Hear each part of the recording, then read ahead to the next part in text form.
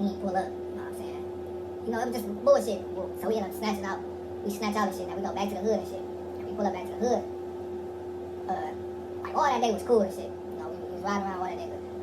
But we go back to the hood. These niggas want to ride up our block. I knew that was a bad idea, bro. Like I said, mama, our block was a full block. It was like people was always outside. They knew us from anywhere. So I didn't think that was a good idea. So I didn't really want to ride up our block. But you know, I think. Okay, look. So by this time on the ride back, we switched. It's me and Michi in the van, and it's Kimani. It's the neighbor and my brother in the Stratus. Now they in that bitch together. Me and Michi we driving back. They going ahead of us. They motherfucking goes up our block. You know what I'm saying? The Stratus was see-through. The van was tinted. At least the back of it.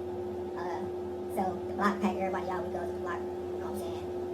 We trying to, as we go up the block, bro trying to like let his seat back. Everybody trying to let their seat back. Cause we just gonna fly. You know what I'm saying? 2 cars. Sorry, that's what motherfuckers used to do back in the day in heights, like Stovies and shit, real. So we was gonna do that. But for some reason, it's like they was ahead of us. They going fast, but they ain't going that fast enough for a motherfucker not to see you. Like they going fast enough for a motherfucker like, hey, that's yeah, that's them. That's what happened. We goes up that bitch, they go fuck, that phone started ringing. Once the phone started ringing, we know we was spotted. We know we got seen. So phone started ringing. Like I said, we tried to lay our seat back, man. That shit ain't work. They seen us. You know what I'm saying? So phone started ringing. You know what I'm saying? Nigga answer the phone. It's my mom on that bitch. She going crazy. And my sisters them going crazy. Y'all dumb as hell. And get y'all through that about them stolen cars. You know, just going crazy. Like I said, bro was a neighbor. So his mama cool with my mama right next door. So she, tell him, he might as well not even come back. And I told you, like, he had so much freedom. Because his mama would say shit like that. Tell him he might as well don't even come in. And this, that, third. And he not giving a fuck. He go right back to his, over that way. So, I ended up getting caught. We ended up getting caught. But I was the only one that had to go back to the crowd.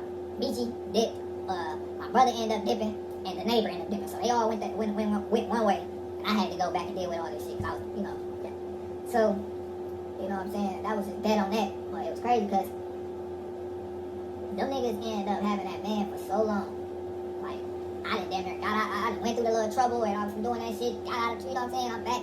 And these niggas still had the van for a minute. But they ended up getting their van back and shit. People wound up getting their van back.